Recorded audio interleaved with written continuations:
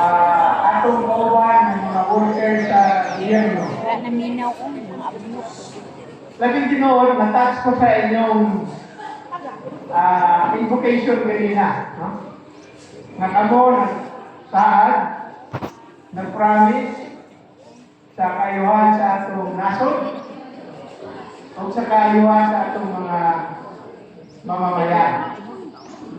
Unta ang tanan ng mga LGU, mauna ang ilang saad sa atong mga katawhan. No? So, salamat. Tagay gamay ng panahon, siguro mga 15 minutos hasta 20 minutos, para among explain sa inyo unsa ang bantay kuryente o unsa ang atong mission. Pero bago ana siguro na ko'y pangutana. Tanang mata, masayod ka, no? Na nag-iyak ka sa sumpay ko? Yes! Sunod na po ba? Anong nag-iyak mo ta? Ha? Okay, tama. Naiupat kabutang na dapat atong klaro sa atong pagulihon. Na una, kita'y tagliya sa sumpay ko. Magpasabot ka ng mga linya niya, mga transformer, mga poste, at tuwa na. Pati na mga sakyan ng dagat niya, tuwa na. Nga naman kita'y tagliya. Ingon niyo kahit ba naman mo, ilumad lang ako kini. Number 1, di ba, gabayad mo ka membership fee, pag-apply. Number 1 na. Ikaduha, kung katanaw sa inyong bill, naibutang di ang reinvestment fund, kasagaran na ito, ano magtanaw? Basta kung kaya itong peranan. Di ba man? Kung itong peranan, at itong sakutay ko, bayad. Kung ay mag-brown out, tawag sa sakutay ko, sama ninyo servisyo. Pero kung tanaw ninyo ang atong bill, naibutang diyan na reinvestment fund. Buot pasabot, matag bulan, gakuot kita sa atong bulsa, ginahatag nato sa sakutay ko. Kaya ginagamit na nila sa operation o pamalit ng mga gamit. So, ikaduha na. Ikatulo, kooperatiba man ta, pero lahi ang gamay ng kooperatiba. Sa katapusan sa tuig, kung may ganansya atong kooperatiba, matag-usa na to, naasay gitawag na patronage refund. Sa paggamit na to sa servisyo, na kwarta na balik na to. Apan, sa balaod sa niya, kanang National Electrification Administration, kanang kwarta, ginabilin dito sa Supotay Kutu para ganito na sa nila sa operation o pamalit sa mga gamit. Tulo na. Ang ikaw pa, ang atong kooperatiba, namin mga utang sa bangko. Sa pagbayad lang na, nandiyan tayo contribution. So, kung pasabot, upat kahinunggan, o okasyon kung naghahatag sa kwarta sa Sakutay Kutu, mauna nga ang kapadaran sa Sakutay Kutu, ang nasupport sa Sakutay Kutu, kita ng mga konsumante. At tuwa na. So kung mag-atog ang opisina sa Sakutay Kutu, ayaw tag kaulaw, di sa tanong inapog. Pero ito kaulaw, dapat sa atong muna-una, na tanan niya, mabutang sa sinang mga empleyado, kita yung nagagastos, anak. Okay? Mauna ang tawag sa ato, MCO, Member, Consumer, o Owner. So, dili lang sa konsumante, dili lang sa membro, tag-iya nila. So, ayan yung kaintina, dahil mauna ang minunggal na dapat magpakabanak sila, iyon na nila ni Barangay Captain Lumang, na bot masabot na atong panalit dyan ang atong Sakutay Kutu. Kaya tumana, dili na ito bayaan lang ng Sakutay Kutu, maadto sa pipilalang na tao. Okay? Okay. Sundan na ito ang akong istorya. Kaning bantay kuryente, kamay naman ni sa tugod, pero karon dagana. Tawag ka ni organize na mo ni itong January, tungod lagi sa daghang brownout, gusto na mo malibawan kung saan nagkakaita mo sa atong kooperatiba. Di na ko taason na, pero ang usa ka importante na mong malibawan, Pamilya mo ani, ang atong kooperatiba, sulayan, na ibaligya sa atong board of directors sa Ignite. Ang terma, di baligya. Kanang ilang istorya na joint venture, ayaw mo to, anak. Wala, di kita joint venture ang ilang gusto, kundi ibaligya ang Sukoteko to dito sa Ignite. Okay, nganong ibaligya man ang atong survey. Number one, ang Bansay Kuryente na ikopya sa ilang official offer dito sa Sukoteko Board. Ang unang offer, sa ilang, ang unang condition sa ilang offer, tanan-tanang gamit sa Sukoteko to, nga gamit para mag-distribute ng kuryente, poste, linya, transformer, substations, pati ka ng mga sakyanan, bayran na siya sa Ignite na hatong sa Sukoteko to. O yan, di ba, nasalitang negosyo sa Sukoteko to, mag-distribute ng kuryente, di ba? Kung ang tanan ng facilities, ihatag mo sa Ignite kay gibayran ka, unsa ba may mong negosyo? Wala na, di ba? Mauna na, ila ganing panahon, wala o ng Sukoteko to, o ilisa nilang pangalan, South Cotabato More Power and Energy Corporation. Ang atong Sukoteko, goodbye. Kunya, ang istorya nila, sa ilang official na offer, ang 70% sa mga halin sa ipagpalit nila sa atong mga distribution facilities, diha nila kuwaon ang pambayad sa utang sa Sukoteko to sa mga bangko. Ang 70% wala pa kay balor kung pilay balor na kanilang pagbalik, no? Diha sa nila kuwaon ang paminawan termination fee pay sa tanan ng empleyado. Kinsay na iparente o na iksoon pamilya diri sa Sukoteko to, mawalaan na sila trabaho.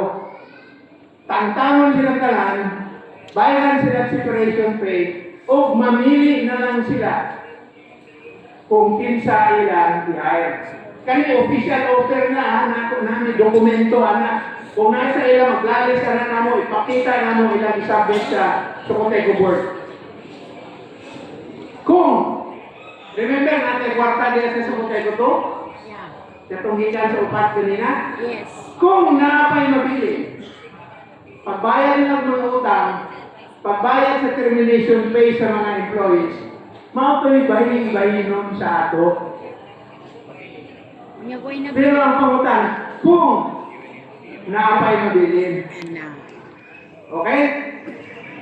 So, ang giingon nila, 70% mautoy gamito nila pagbayad ng tulong at utang. Ang 30%, ibilin daw nila sa Sukoteko to. Kinsa may ilang binlan. Kay ihanaw naman gani.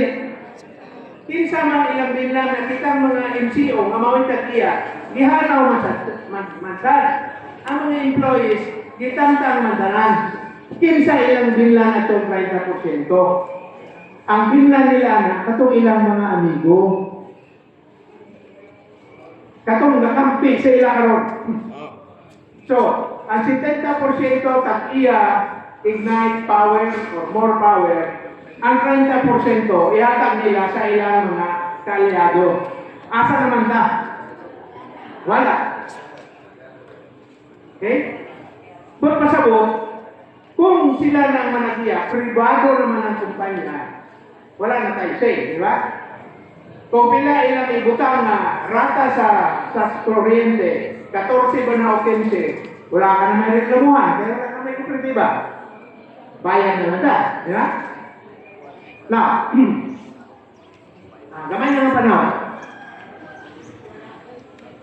Ang bantay kuryente, nasa loob ko kang kapitan ganina, kang iyang sulti, panalipdan na to ang sukutay ko to.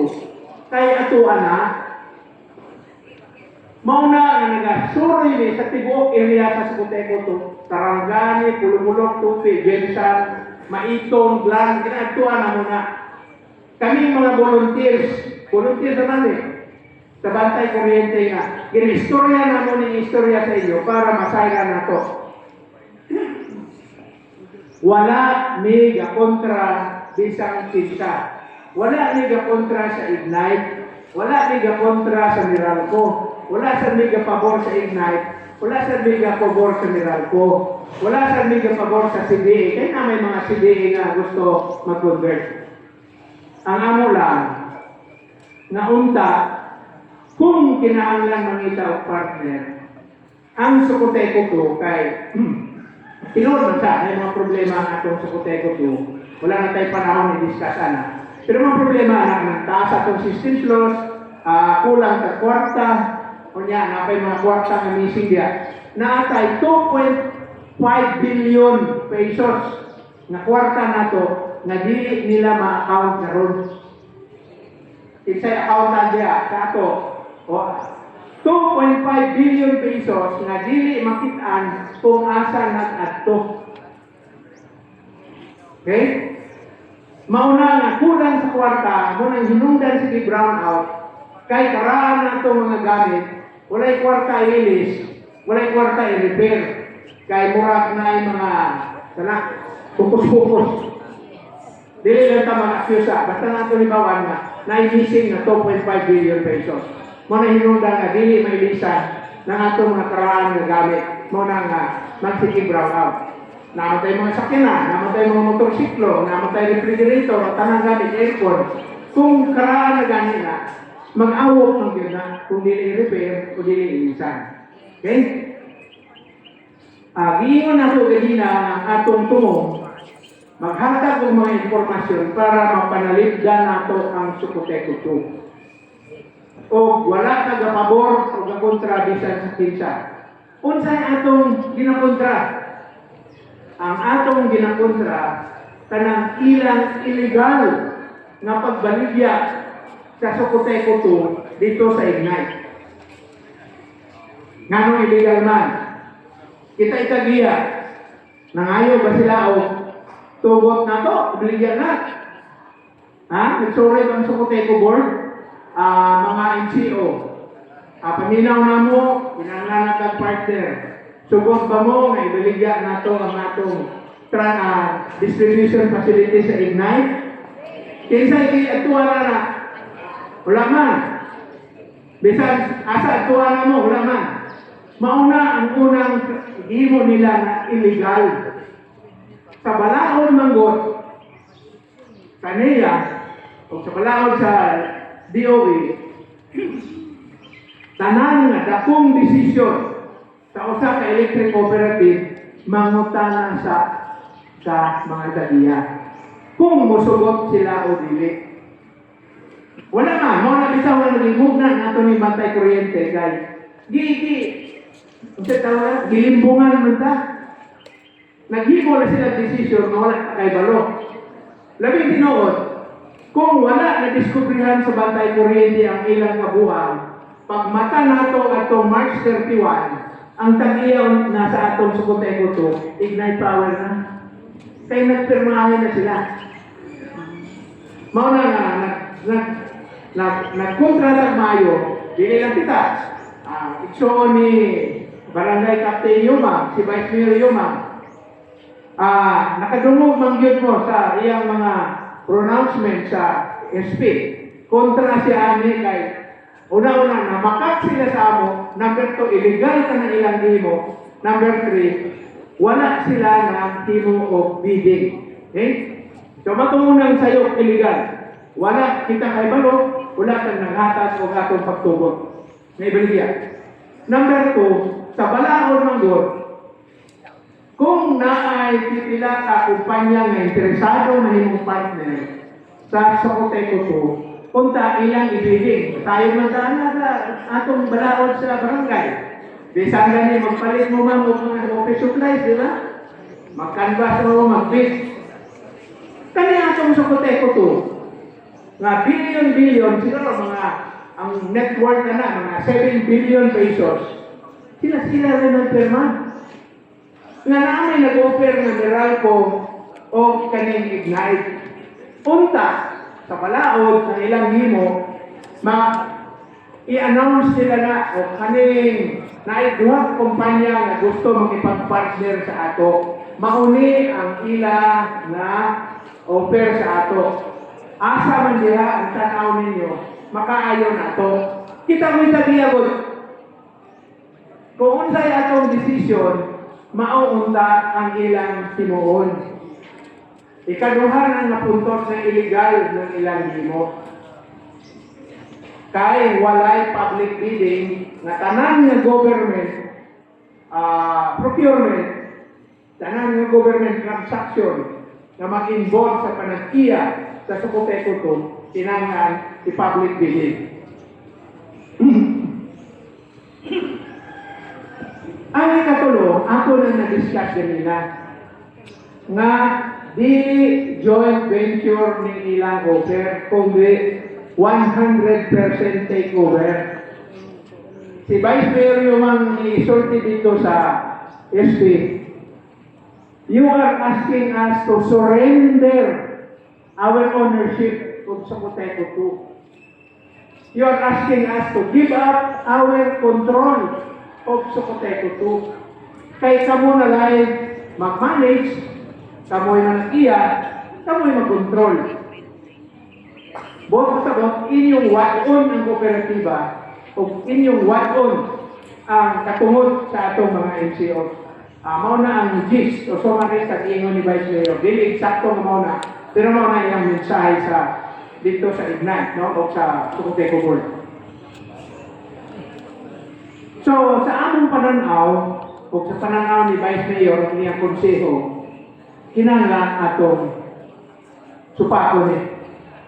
Unsay man na ginahimo nato para masupak, no? Kay illegal man na, unya unfair pag yun sa ato. Number one,